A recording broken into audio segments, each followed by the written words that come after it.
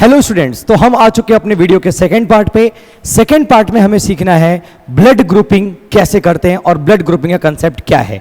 तो देखिए, हम आपको यहाँ पे दो चीजें बताने वाले हैं। पहली चीज कि ब्लड ग्रुपिंग के लिए आपको दो फैक्टर जो है ना, या दो कंडीशन, वो बस याद रखना है। एक तो आपके पास फॉर्म्ड एलिमेंट में आरबीसी और एक प्लाज्मा खुद स्वयं। ठीक है, आप सबको पता होगा कि हमारे पास ब्लड के ना दो कंपोनेंट होते हैं।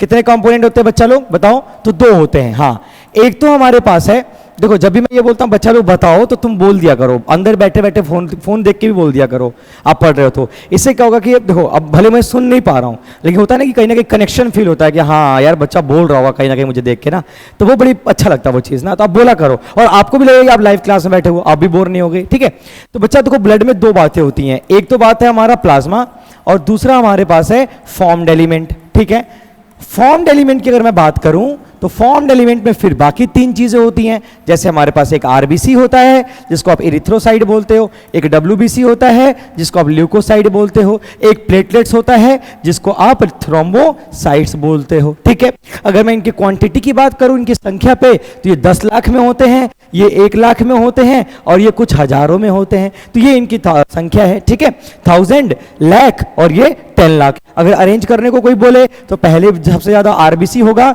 उसके बाद आपके पास प्लेटलेट्स होंगे और तब आपके पास डब्ल्यूबीसीज होगा। ये अरेंज ऑर्डर है। किसके बेस पे? तो क्वांटिटी के बेस पे बेटा। हाँ, क्वांटिटी बोल लो या फिर आप नंबर के आधार पे ये चीज बोल सकते हो। ठीक है बच्चा, समझ आई आपको यहां तक की बातें? ठीक है, तो आपको इस ब्लड ग्रुपिंग में क्या क्या ध्यान रखना है? प्लाज्मा और एक आरबीसी। ठीक है, इनके बाद आपको दो चीजें और गौर से याद रखनी है। पहली चीज एक एंटीजन है और दूसरा चीज जो है बच्चा एंटीबॉडी है। अगर कोई बच्चा पहली बार लेक्चर देख रहा है, अगर कोई बच्चा ये लेक्चर पहली बार भी देख रहा है ब्लड ग्रुपिंग का, मैं डेफिनेटली वो कॉन्फिडेंस के साथ कह सकता हूं उसको ये चीज समझ आ जाएगा। बस ध्यान से खत्म कर लो लेक्चर, फिर तुम चेक करना। ठीक है, तो एंटीजन और एंटीबॉडी दो चीजें होती हैं। एंटीजन का मतलब होता है बच्चा फॉरेन मटेरियल। कोई भी वो चीज जो हमारे शरीर का नहीं है उसे आप एंटीजन बोलोगे। फिलहाल यहां पे ये सब चीजें नहीं सोचनी कि फॉरेन क्या है और आपकी बॉडी का क्या है, बस ये समझ लो। ठीक है, और एंटीबॉडी का मतलब होता है जिसको आपकी खुद के बॉडी ने बनाया।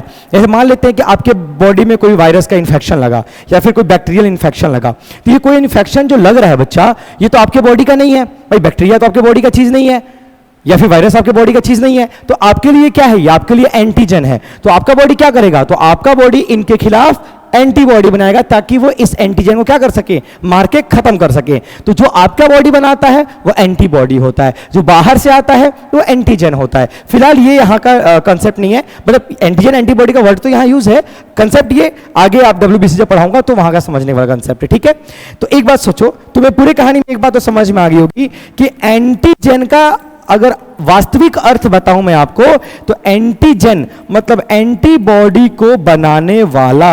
एंटीबॉडी को बनाने वाला। अब कैसे देखो, अब देखो कैसे।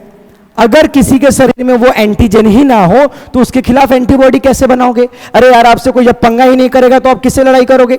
आपसे कोई भिड़ने नहीं आएगा तो आप किससे भिड़ जाओगे? नहीं भिड़ोगे ना। तो एंटीजन को देख के ही तो एंटीबॉडी बनता है। तो एंटीजन क्या है? एंटीबॉडी को बनाने वाला। मतलब एंटीबॉडी को तो यही बनाएगा जब एंटीजन होगा। तो एंटीजन में दो बातें छुपी हैं, एंटी मतलब एंटीबॉडी, जन मतलब जनरेट करने वाला। तो एंटीबॉडी को जनरेट करने वाला क्या कहलाता है? एंटीजन कहलाता है। ठीक है, अब यहां पे एक और बात ध्यान रखनी है तुम्हें कि आरबीसी की अगर मैं बात करूं, आरबीसी, तो आरबीसी के ऊपर होता है एंटीजन। क्या होता है बच्चा?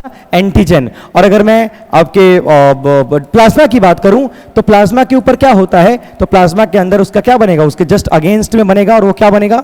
एंटीबॉडी। तो एंटीजन किसका पार्ट है बच्चा? आरबीसी का। एंटीबॉडी किसका पार्ट है बच्चा? तो प्लाज्मा का। ये बात तुम्हें समझ में आया? ध्यान में रहेगा, कभी भी भूलोगे नहीं ना? ठीक है, गुड। अब देखो बच्चा, आगे कहानी में वापस आते हैं हम। ठीक है, तो देखो, आरबीसी का पार्ट है एंटीजन और प्लाज्मा का पार्ट है आपका एंटीबॉडी। और कभी भी एंटीजन और एंटीबॉडी सेम नहीं हो सकता। अगर एंटीजन एंटीबॉडी सेम हो जाए, यहां नोट पॉइंट लिखो, नोट है, नोट पॉइंट ये है कि कभी भी एंटीजन और एंटीबॉडी सेम नहीं हो सकता। If antigen and antibody same, अगर ये सेम हो जाते हैं तो फिर क्या होगा? तो ब्लड क्लंपिंग होगा। क्या होगा? ब्लड विल क्लम्प हो जाएगा, ठीक है, ब्लड क्लम्पिंग हो जाएगा। आप ये समझ लो कि ब्लड की डेथ होनी स्टार्ट हो जाएगी, ब्लड मरने लग जाएगा, ब्लड समाप्त हो जाएगा, ठीक है। तो क्लम्पिंग से बचाना है तो एंटीजन एंटीबॉडी को कभी सेम मत होने देना, इस कंसेप्ट को दिमाग में बैठा लो, हमेशा ये लोग अपोजिटली काम करेंगे, ठीक है। अब देखो बच्चा यहां पे अगली कहानी पे आते हैं। जैसे ये किसी व्यक्ति का आरबीसी है, मैंने क्या कहा, आरबीसी के ऊपर क्या होगा, आपका एंटीजन होगा, और ये रहा उस व्यक्ति का, बाकी मैं ऐसे बता देता हूं फिलहाल में समझ में आएगा, ये रहा उसका प्लाज्मा रीजन, ये रहा उसका प्लाज्मा रीजन। तो देखो मैं फिर से बता रहा हूं, ये उसका आरबीसी है और ये उसका प्लाज्मा रीजन है, ठीक है। समझने के लिए आप समझ लो इस चीज को, इस डायग्राम का वास्तविकता से कोई संबंध नहीं है, बस समझाने की बात है। अब आरबीसी के ऊपर तुम्हें क्या दिखेगा बताओ बच्चा, एंटीजन, और प्लाज्मा में क्या दिखेगा, एंटीबॉडी दिखेगा, और ये दोनों कभी भी सेम नहीं होने चाहिए, सेम नहीं होने चाहिए। सेम हो गया, अगर सेम हुआ, अगर सेम तो सेम, अगर सेम तो सेम मतलब फिर शर्मिंदगी की बात है, अगर सेम तो क्लम्पिंग पक्की बात है, क्लम्पिंग हो जाएगी, क्लम्पिंग हो जाएगा, और क्लम्पिंग हो गया तो उस इंसान को अनीमिया हो जाएगा, अनीमिया का मतलब ब्लड की कमी हो जाएगी, या फिर उसको जॉन्डिस हो सकता है, तो जॉन्डिस भी हो जाएगा उसको, ठीक है। तो भारी समस्या हो सकता है अगर ये घटना उसके अंदर हो जाती है तो हमें ध्यान रखना है, ठीक है। अब आरबीसी के ऊपर जो एंटीजन है ना बच्चा, एंटीजन, वो एंटीजन जो है समझना, वो एंटीजन इस तरीके से जो एंटीजन है ये किससे बना होता है, तो वो एंटीजन एक किसी ग्लाइकोप्रोटीन जैसा स्ट्रक्चर है, ठीक है, एक स्ट्रक्चर जो कि कार्बोहाइड्रेट और प्रोटीन से बना होता है, तो उसको लोग ग्लाइकोप्रोटीन कहते हैं, ये वो एक स्ट्रक्चर है। अब इसी के कॉम्पोजिशन से, इसी के कॉम्पोजिशनल डिफरेंसेस के वजह से, कॉम्पोजिशनल डिफरेंसेस के वजह से अलग अलग एंटीबॉडी एंटीजेंस दिखते हैं, डिफरेंट एंटीजेंस दिखते हैं। जैसे अगर मैं ये कहूं कि आप आलू थोड़ा सा लो, मटर ज्यादा ले लो, ठीक है, तो कोई और सब्जी बना दोगे, आलू ज्यादा ले लो, मटर कम करो तो कोई और सब्जी बन जाएगा, चावल को फ्राई करो तो पुलाव बन जाएगा, चावल को वैसे ही उबाल दो तो चावल नॉर्मल बन जाएगा, चावल में कुछ और डाल दो तो बिरयानी बन जाएगा। तो ये कॉम्पोजिशंस का गेम है बच्चा, और ये कॉम्पोजिशन किसका है, यही ग्लाइकोप्रोटीन या फिर स्पेसिफिक किसी अमीनो एसिड्स का हो सकता है। तो मान लेते हैं यहां पे जो है फिलहाल कॉम्पोजिशन जो है एक डिफरेंट टाइप का, उसको मैंने ए बोला, तो अगर कॉम्पोजिशन चेंज कर रहे हो तो तुम उसको बी बोलोगे, अगर कॉम्पोजिशन दोनों ही मिल रहा है तो तुम उसको ए बी बोलोगे, अगर कॉम्पोजिशन ही नहीं मिला बच्चा, तुमको कोई कॉम्पोजिशन नहीं मिला, वो नल है, कुछ दिखाई नहीं, तो तुम उसे ओ बोलोगे।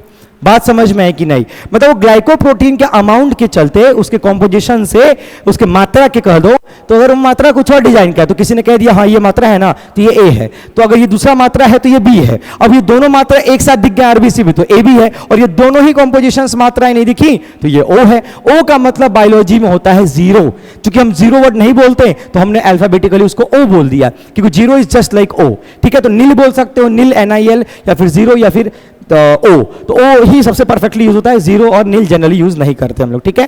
तो ये कॉम्पोजिशन का गेम तुम्हें समझ आया ना, आया कि नहीं आया? अगर ये गेम समझ में आया तो चलो अब मैं तुम्हें आगे कुछ एग्जांपल समझाता हूं। देखो जैसे कि बच्चा, अब अगर मैं किसी इंसान का ब्लड ग्रुप की डिस्कशन करूं, जैसे देखो ये है ब्लड ग्रुप वाली बात, तो ब्लड ग्रुप का डिस्कशन करता हूं तो लेट सपोज मैं कहता हूं किसी इंसान का ब्लड ग्रुप ए है, तो तुम्हारे दिमाग में दो बातें आएंगी, अरे ए है मतलब एंटीजन ए है, तो एंटीजन ए है तो आरबीसी पे है, अच्छा आरबीसी पे है एंटीजन ए तो जरूर एंटीबॉडी कुछ ना कुछ होगा, अच्छा एंटीबॉडी वो प्लाज्मा में होगा, अच्छा प्लाज्मा वो तो आरबीसी के साइड बाहर वाला पार्ट होता है, तो ये सारी बातें तुम्हारे दिमाग में होंगी। तो अगर ब्लड ग्रुप ए है तो मुझे इतना बताओ कि इसके अंदर एंटीजन कौन सा है, तो जो दिखता है वही एंटीजन है, तो एंटीजन कौन सा हो गया बच्चा लोग, ए हो गया। अच्छा तो एंटीबॉडी बताओ क्या होगा, एंटीबॉडी क्या होगा, तो सर नो डाउट एंटीबॉडी क्या होगा, एंटीबॉडी बी होगा, क्योंकि हमने पहले ही कह दिया था कि अगर एंटीजन एंटीबॉडी सेम हुआ तो मेरे भाई कांड हो जाएगा, एंटीजन एंटीबॉडी में बनता ही नहीं है, 36 का आंकड़ा है, वो उसको मार के खत्म कर देगा, वो उसको मार के खत्म कर देगा। तो लड़ाई झगड़ा से बचना चाहते हो तो एंटीजन एंटीबॉडी को हमेशा डिफरेंट रखना, सेम मत कर देना, ठीक है। चलो अगला क्वेश्चन, अगर मैं कहता हूं बी ब्लड ग्रुप है तो बताओ एंटीजन कौन सा, सर बी, ओके, तो बताओ एंटीबॉडी कौन सा, तो ए, जस्ट अपोजिट बोलोगे। अगर मैं बोलता हूं किसी इंसान के पास ए बी ब्लड ग्रुप है, यहां सोचने की बात है, ए बी है तो एंटीजन कौन कौन से दिख रहे हैं उसके अंदर, सर ए भी दिखा और सर बी भी दिखा, तो बताओ एंटीबॉडी क्या होगा, सोच के बताओ। ए बोलोगे तो बच्चा अगर तुम ए बोलते हो तो ए एंटीबॉडी तो फिर ए एंटीजन को मार देगा, तो ए नहीं हो सकता, तो ए नहीं हो सकता तो तुम बी बोलोगे, तो बेटा फिर बी बोलोगे तो बी वाला बी को मार देगा। तो मतलब यहां पर सर क्या बोले, तो कुछ मत बोलो ना, तुम्हें किसने बोला बोलने को, किसने बोला बोलने को तुमको, अरे चुप हो जाओ मत बोलो, तो मत बोलने का मतलब कुछ नहीं होगा सर, सर कुछ नहीं होगा, ओ वैसे ओ नहीं लिख रहा हूं मैं, नील, कुछ भी नहीं होगा सर, खत्म कहानी, कुछ नहीं होगा। समझ आया बच्चा? अरे अच्छे से समझ में आ रहा है ना? गुड। अब देखो, अब मैं कहता हूं कि किसी इंसान का ब्लड ग्रुप ओ है, तो तुम्हें पता ओ का मतलब तो कुछ भी नहीं होता, तो एंटीजन भी कुछ नहीं होगा, तो एंटीजन हो गया नील। सर एंटीजन कुछ नहीं। अब जब एंटीजन ही कुछ नहीं है तो चाहे वहां कुछ भी रखो ना, क्या फर्क पड़ता है? कौन यहां लड़ाई करने वाला है? कोई लड़ाई करने वाला नहीं है। तो यहां पे एंटीबॉडी ए भी मिल सकता है और तुम्हें एंटीबॉडी बी भी मिल सकता है, यहां तुम्हें दोनों ही एंटीबॉडी मिल सकते हैं, बट यहां पे एंटीजन क्या होगा? नील होगा। क्या होगा? नील होगा। बात समझ में आ गई? चलो, तो ये हमारे पास ब्लड ग्रुपिंग का कंसेप्ट है। अब यहां पे एक और चीज जरा ध्यान से समझना। देखो यहां जो चीज समझने वाला वो क्या है, देखो बातें दो तरीके से होती हैं, एक होता है डोनर, एक होता है डोनर बच्चा, और एक होता है रेसिपिएंट। क्या बोलते हैं उसको?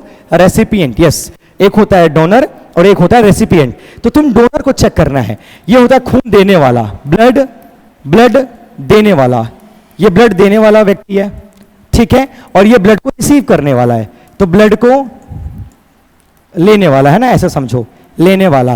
तो ये जनरली कौन होता है भाई? ये लेने वाले लोग कौन से होते हैं? पेशेंट्स होते हैं। तो मैं यहाँ पेशेंट ही लिख देता हूँ यार, तुम्हें ये भी समझ में आ जाएगा, ये कोई पेशेंट्स है ना, और ये कोई हेल्दी डोनर है, हेल्दी डोनर है, तो ये ब्लड दे रहा है और ये ब्लड ले रहा है।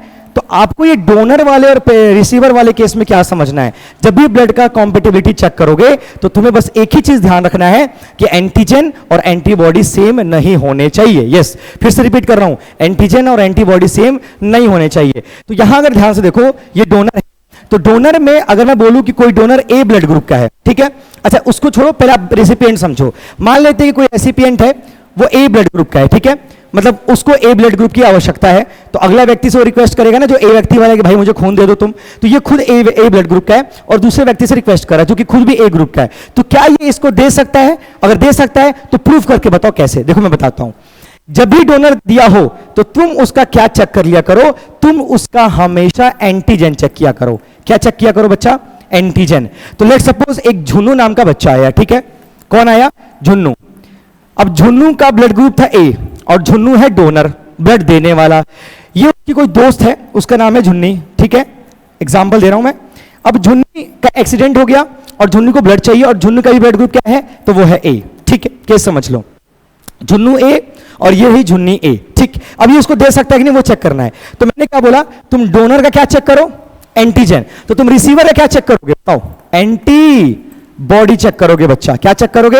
एंटीबॉडी। बस ये दिमाग में रख के चलना कि रेसिपिएंट का हम एंटीबॉडी चेक करेंगे और डोनर का हम एंटीजन चेक करेंगे। और कभी भी एंटीजन एंटीबॉडी सेम नहीं होना चाहिए। अगर सेम हो गया तो खून जम जाएगा, कहानी खराब हो जाएगी, पेशेंट मर भी सकता है। तो ध्यान से तो देखो, अब बताओ अगर झुन्नू का ब्लड ग्रुप ए है तो उसका एंटीजन क्या होगा? तो बताओ, नो डाउट उसका अगर ग्रुप ए है तो एंटीजन भी ए ही होगा, कोई टेंशन और चिंता की बात नहीं है। तो चलो, ए एंटीजन है तो ए ब्लड ग्रुप। अब बताओ जो उसका ब्लड ग्रुप ए है, एंटीबॉडी क्या होगा? अगर ब्लड ग्रुप ए है तो एंटीबॉडी क्या होगा? सर बी होगा। तो क्या ये इसको खून दे सकती है? अरे सर दे सकता है, बेधड़ल्ले से दे सकता है सर, क्योंकि देखो दोनों सेम नहीं है। तो ये जो ट्रांसफ्यूजन होगा ब्लड ट्रांसफ्यूजन का, ये सक्सेसफुल होगा, ये आसानी से दिया जा सकता है। तो ये सक्सेसफुल हो गया, ये डन हो गया। ऐसे चेक करते हैं। अब यहां पे मैं कहानी में थोड़ा ट्विस्ट लेके आता हूं, समझना। कहानी में ट्विस्ट ऐसा है कि मान लेते हैं कि इसने इसको दे दिया, लेकिन इनको जो था और भी ब्लड की आवश्यकता पड़ी, बट इनके पास जो था ब्लड ज्यादा था नहीं देने को, तो इन्होंने जितना था उतना इनको दे दिया, बट इनको भी और आवश्यकता पड़ती है।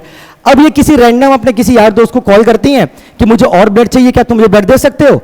तो वो जो बच्चा है, मान लेते हैं कोई दोस्त है, उसका नाम, कुछ एग्जाम्पल लेते हैं, उसका नाम है मुन्नू। क्या नाम है? मुन्नू। तो झुन्नी जी ने कॉल किसको लगाया? मुन्नू को कॉल लगाया। और कॉल लगाया, क्या बोला कि सुन भाई यार, मुझे ना ब्लड की आवश्यकता है, तो जिसको जितना देना था मेरे को साइड झुन्नू ने दे दिया, अब बाकी ब्लड तू दे दे। डॉक्टर ने मुन्नू का ब्लड चेक नहीं किया कि क्या ब्लड ग्रुप था क्या नहीं, और मुन्नू से डायरेक्ट ब्लड लेके झुन्नी को देने लग गया। बाद में पता चला कि मुन्नू जो है उसका ब्लड ग्रुप क्या है? बी है। बाद में पता लगा कि मुन्नू का ब्लड ग्रुप क्या है? बी है। अब क्या ये सक्सेसफुल हो पाएगा नहीं हो पाएगा, ये समझते हैं। देखो, तो मुन्नू का ब्लड ग्रुप बी है, हो सकता है ये 2024 का डॉक्टर हो, 2024 में पास हुआ हो, इसलिए उसने चेक करना भूल गया होगा कि अगले का ब्लड ग्रुप भी चेक करना होता है भाई डोनेशन से पहले, और वो चेक ही नहीं किया। तो यहां पे ब्लड ग्रुप बी है, तो बताओ इसके पास ये अभी, अच्छा अभी ये क्या है? तो मुन्नू डोनर है। क्या है? बताओ जल्दी फटाफट से। मुन्नू है डोनर, ये है डोनर, तो तुम्हें क्या चेक करना है इसका? एंटीजन। क्या चेक करोगे? एंटीजन। जी हाँ, तो बताओ अगर ये बी ब्लड ग्रुप का है तो एंटीजन क्या है इसके पास? एंटीजन बी हो गया। यहां पे ये जुन्नी थी, जुन्नी को ब्लड चाहिए, जुन्नी है रिसीवर, तो रिसीवर का तुम क्या चेक करते हो? एंटीबॉडी। तो इसके पास एंटीबॉडी क्या है? तो सर बी है, तो सर इसका एंटीजन बी, इसके पास एंटीबॉडी बी। लो हो गया मार, हो गया मार, मार फरी आ गया। अब अगर मार फरी आ गया, इन दोनों में आपस में लड़ाई हो गई, तो यहां पे हो गया क्लंपिंग। क्या हो गया?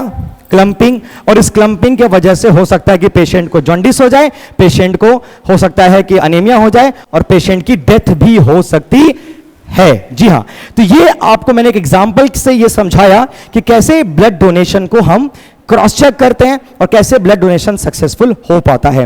नेक्स्ट लेक्चर में पार्ट 3 में हम लोग आरएच ग्रुपिंग को डिस्कस करेंगे। आज तो फिलहाल हमने एबीओ डिस्कशन किया है। नेक्स्ट लेक्चर में हम आरएच को डिटेल डिस्कस करेंगे कि ब्लड ग्रुप नेगेटिव पॉजिटिव में आप कैसे कंपैटिबिलिटी चेक करोगे और कैसे पेशेंट्स को आप ये ब्लड दे सकते हो। और फिर हम एक केस पढ़ेंगे एरिथ्रोब्लास्टोसिस फिटेलिस का। इस केस में हम ये देखेंगे कि अगर मदर नेगेटिव ब्लड ग्रुप की है और उनका बच्चा पॉजिटिव पैदा हो रहा है फर्स्ट केस में और फिर सेकेंड केस में, तो बच्चा क्या सर्वाइव कर पाएगा नहीं कर पाएगा। तो डिटेल डिस्कशन थर्ड लेक्चर में। बाकी 2 लेक्चर आपने को मैंने अपलोड कर दिया, आप एक बार देख सकते हैं उसको। Thank you.